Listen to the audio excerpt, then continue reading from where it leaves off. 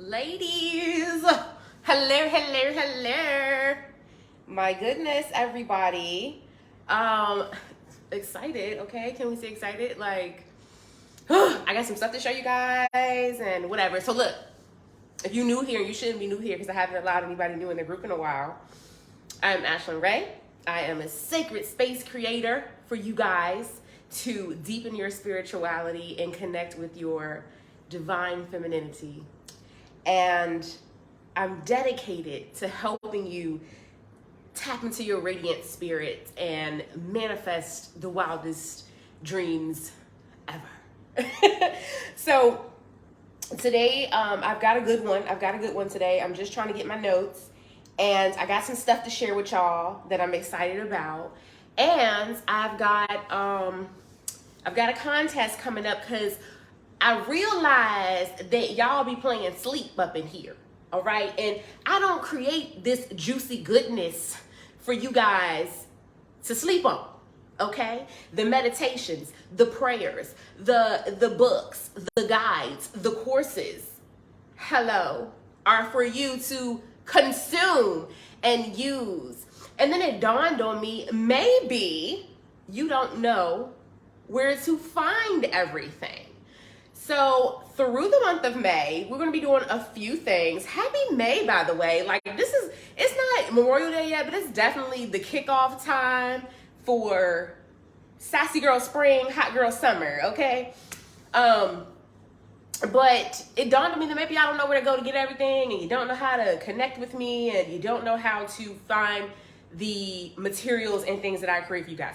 So with that being said, your girl created a game. It's a challenge, it's a game, and it's basically a scavenger hunt for you guys to figure out, or to learn where to connect with me in other ways and how to consume the content that I create for you guys. And there's a prize. So I'm not going to tell you all of the prize, but I'm going to show you. I'm too excited because a couple of the things came in today that I'm excited to share with you guys. So 2 items I'm going to show you today at the end of the live, and I'll give you instructions each day on how to get points so that at the end of the contest, which will happen right before the new moon, we will go ahead and I'll pick a winner, or I won't pick a winner, I'll decide a winner based on points, right? And then I'll get that gift out to you. So that's gonna be fucking awesome. So we are talking about the divine feminine and meaningful relationships, a guide to undoing the ego. And this comes directly out of module 9 of the Do Say Diet, which, by the way, the Do Say Diet is about to open again for enrollment. We're about done with the beta course. It is amazing. Lots of revisions have been done. Lots of work has been done. Super excited. I'm actually going to have the girls share their takeaways with you guys later on in the coming weeks, so that you can see like what all took place, what happened, and if it's something that you'd be interested in. And so this comes out of module 9. There's also a book that goes with it, and that's what we're talking about today. So welcome, baby, welcome. And let me take a little ship because your girl's sipping tonight. All right, we're gonna get into it real good tonight. Do Say Diet, drinking Remy, by the way, not Do Say. Do Say is actually my second choice. It's just a catchy name. All right, so let's see, because I got a lot to say tonight. All right, so we're talking about undoing the ego and how it relates to your relationships, okay? I have recently talked a lot about undoing the ego, and how when we place judgment or criticism or expectations on others in our relationships, we basically depress and upset ourselves. We hurt ourselves by putting those expectations on other people. And what happens is, we end up creating like this special relationship, and we put them on this holy pedestal, and the minute that they don't do the thing we expected or that we wanted, essentially they fall from grace in our eyes, right? But we also do that with ourselves. We also put those heavy expectations on ourselves and create relationships with ourselves that are toxic and illusory. So by understanding and undoing the ego, you can enter into a relationship as a whole person and experience people in a divine way rather than something superficial. Because until you love somebody, you don't know them. And let me explain what I mean by that. When you love somebody as it is meant to be in the image of God and the universe, as it's meant to be from our true selves, you love them unconditionally, you love them without judgment, and you may not necessarily agree with everything that a person does, but that doesn't take away from the love that you have for them. And everybody's journey and experience is different. So while the decision that they made may be very different than the choice you may have made, you don't know from what angle they have made said decision. And it's really not up to us to judge them for whatever their reason is. It's just to see them as a human having an experience and loving them for that, right? And when we think about, especially, and I don't even want to say especially because I don't want to make any relationship special. I want to say that when we think of relationships, and we have to determine, or we have to decide to love a person the way they are, flaws and all, and that's it. It's not, I love you, but I wish. I love you if you did. I love you however this. It's just, I love you, right? Just like you should do of yourself. And a lot of this does stem from us not loving ourselves completely, and by holding ourselves in contempt, right? So if we're holding ourselves in contempt, if we're judging ourselves for decisions we've made, we should have did better, we should have did this, we could have did that, then we're going to project those same thoughts, processes, and opinions on the people in our reality, right? In our world. So when we are judging someone or, upset with the expectations that they didn't meet or whatever the case may be, that trigger really is a very good warning for you to stop and say, okay, why am I tripping about this? What is the thing that this has triggered within me that I need to look at, right? So I want to give y'all a quick example. And this is actually, I wrote about this in the book a little bit. But I want to share a personal story about how I realized I was creating expectations in my relationships that was based on my ego.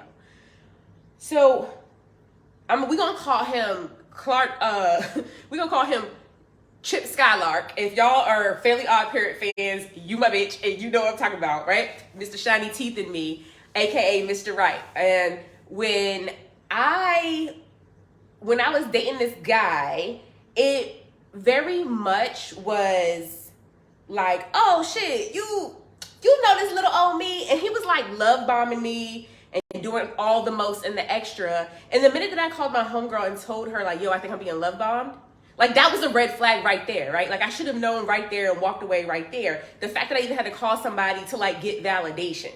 And then she helped me rationalize that I wasn't necessarily being like, oh my God, hey girl. Okay, I can't get off course because I'm gonna mess up my story. But hey girl, welcome. I don't think I've ever seen you on a live before. What's up? That's my boo, you guys. So the fact that I had to call somebody to rationalize what was happening was already a red flag, because what the fuck? Why do I have to call somebody to rationalize like what's happening? I knew what was happening. He's fucking love bombing me, and he's love bombing me because he's covering up something about himself, right? He's doing this to deflect from whatever the thing is that he doesn't want me to know about him. And the fact that he wanted to move so quickly and so intensely and so fast and was just like literally bulldozing all of my boundaries.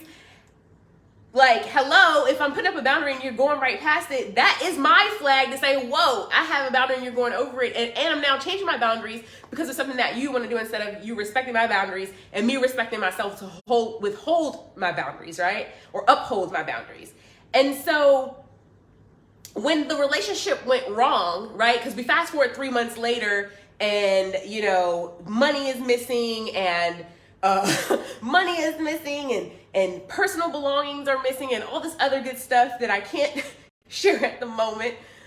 And I'm looking around like, what the fuck happened? Everything was so perfect. He was so great. We did all this stuff, and it's like, no, bitch, everything was not great. You totally ignored all of the red flags that God provided you. The universe said, hey, bitch, something's wrong. And you said, but I want the high. But I want the high. He's so cute. His shiny teeth and me. Sex is great. I get to ride on the back of the Harley. We're doing our thing. Like, everything is awesome. Okay, but he's hiding this really big thing. And there was like 40 red flags across the journey, right? But I want the high. And so that was my ego. That's my ego that wants the high. It's my ego that wants that fast-paced, chaotic, kind of love. It's almost like we find somebody boring. It's like, oh, this ain't love, this is too boring. Because we are groomed in such a way that we think that everything has to be exciting or chaotic for it to be exciting, right? So as the time went on, you're left picking up the pieces. Oh, why do I always do this? Why do I make these choices? Why, where did I go wrong? And it's like, you set in all these questions blaming yourself, and then you go into grief, and then you do all this tons and tons of judgment. First you're judging yourself, and then you're judging him, and then you're judging her, and it's all these things. And it's like, there was no need for any of this to happen if you had not let your ego choose how you dealt with this person. It's not so bad that you choose the wrong people. It's that you gave them your phone number. You can meet the wrong people. You meet the wrong people all the time. You don't have to give them your phone number. You don't have to answer the DM. You don't have to let them into your space. And that's where we be fucking up. And the thing is, your ego don't just creep in romantic relationships. We tend to make all kinds of relationships special, right? I have made relationship with my mom, with my dad, with my sisters, with my boss, special relationships. And what I mean by that is, in a special relationship, you are holding a relationship to a particular kind of expectation that you feel is how the relationship should go, right? So that means based on your perception, your perspective, and your experiences, you feel like this is how this person should act towards you, right? So let me give you an example. My mom is a wonderful lady. This lady got the kindest heart in life, okay? But I've had a weird relationship with my mom growing up. And so I did this exercise. I was like, what are all the things that I'm judging my mom for? Right? The list was so fucking long. Like, I was judging this lady if she breathed wrong, okay? My mama ain't stand a chance with the stuff that I was judging her for, okay? And when I started looking at it, I'm like, yo, no wonder she can't win in my eyes. No wonder she can't meet my expectations. They are a mile high. They are Kilimanjaro size expectations.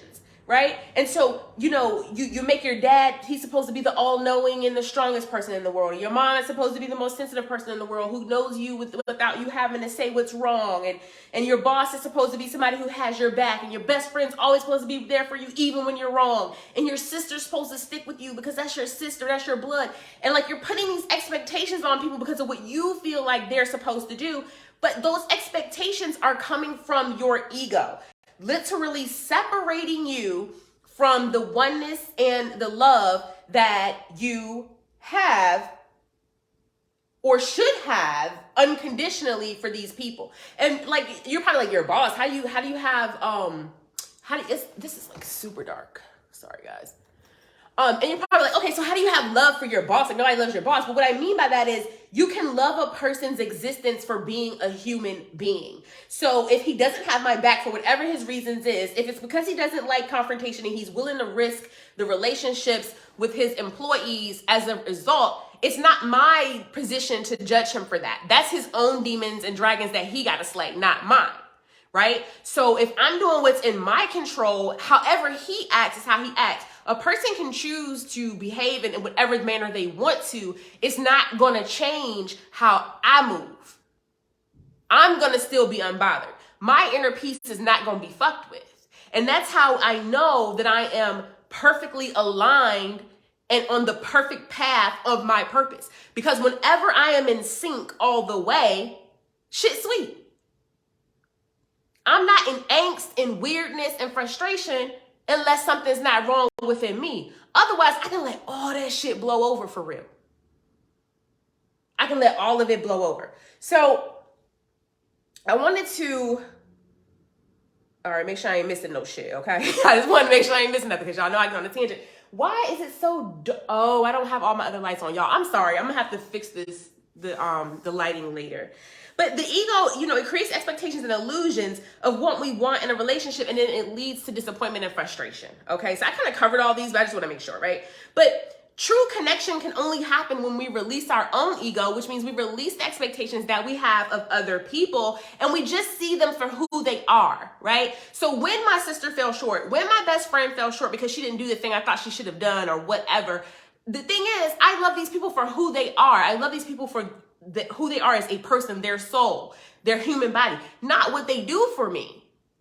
So the fact that somebody failed my expectation should not take away that love from me. Now, let me explain. A lot of times we want to use that as an excuse to lock ourselves away from other people and isolate ourselves from other people. And the thing with that is locking the door is very different than locking your heart. Okay, so what I mean by that is it's not an excuse. It's not a get out of jail free pass for me to now not fuck with nobody ever and not trust nobody ever and never let nobody in. It's called discernment. And as I began on my spiritual journey many years ago, and even that I struggle with now, you have to decide, is the love appropriate for you or not? Because I can love you as a human and a human experience over there. It doesn't mean you need to be in my space. Remember I said it's not that you met the person, it's that you gave them your phone number. Very same thing. So that guy that I was just talking about who ran off with all my shit, okay? I'm gonna love him from over there. I'm sorry that you felt that you needed to do that to me for you to feel whole. That sucks. Okay, and I don't love you any less. You do that over there and we're good. But can you come back in my space? Fuck no. That's discernment. That's the difference. I'm not judging you. You're good. But you can't come back over here. So I want to make sure that we're understanding that difference, because a lot of times, you know, they laugh at us. They say, well, women won't admit when they've let a good person go away. Yes, the fuck we will. We might not say it outside in public, but we told our homegirls and them, okay, we probably shouldn't have stayed with so-and-so and gave them a chance, right? So we want to make sure that we are allowing ourselves to open our hearts so that we can be challenged with these experiences. Every relationship that we come in contact with, every relationship that we have is a chance for us to grow and evolve, right? It's a chance for us to move to the next level, essentially. And when a relationship goes bad, such as the one that I was just talking about, instead of asking, where did I go wrong? Why do I always do this stupid shit? The real question is, what did this teach me about myself? What does this relationship, how does this allow me to grow further, right? Because everything that you come in contact with up until your divine relationship, connection, or whatever you want to call it, is a process and is a test and is a mold for you to evolve into the next level so that you're ready for that person or that event or that experience or whatever it is. You don't want to look what they say. You don't want to look a good gift horse in the mouth. That's like an old ass saying my mom always says. Meaning, you want to see it when it gets there. You want to know it's real so that you can accept it. You don't put your desires out there. You ask for it and then you get it and you don't even know it's in your face. So the other thing is that, you know, it's not, when I talk about these new relationships, you know, it's a chance for growth and evolution, not just a means to an end. And I like to look at life like this in general. Like, life is not a means to an end. Your spirituality journey is not a means to an end. Your college degree is not a means to an end. All of it is an experience. It's a journey, a joyful experience throughout life, because that's all the human life is an experience. Where are we getting to? What, you rushing to heaven or something? You rushing to die? Because where else are we going? The time gonna go anyway. So we need to enjoy it all the way, and we need to reap all the benefits all the way.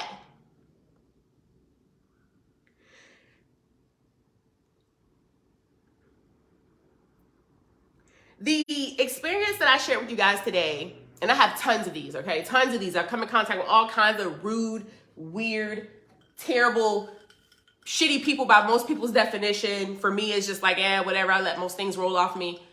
Because I am able to reframe and rewrite the story. I am able to say, okay, what is the thing that this is supposed to teach me? And when you can do that, you're able to reframe and rewrite your story. It allows you to make the meaningful connection. It allows you to have meaningful relationships. And the easier and the faster you can do that, the further you have gotten to undoing your ego. All right. So I want to make sure I ain't miss nothing, you guys, because y'all know how I do.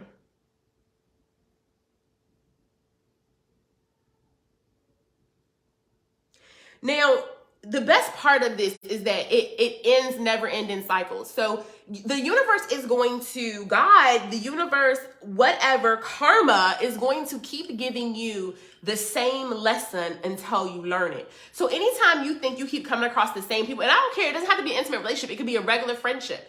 Anytime you keep coming across the same situation and the same human experience with a different face, it's because you have not learned the lesson that God has sent for you to learn yet. You have not gotten that discernment yet. You have not started to respect yourself yet to say that this is what I need to learn. This is what I need to let go of in order to move to the next level. And until you do that, it'll just keep recycling, and it'll be a pattern that'll keep coming into your life.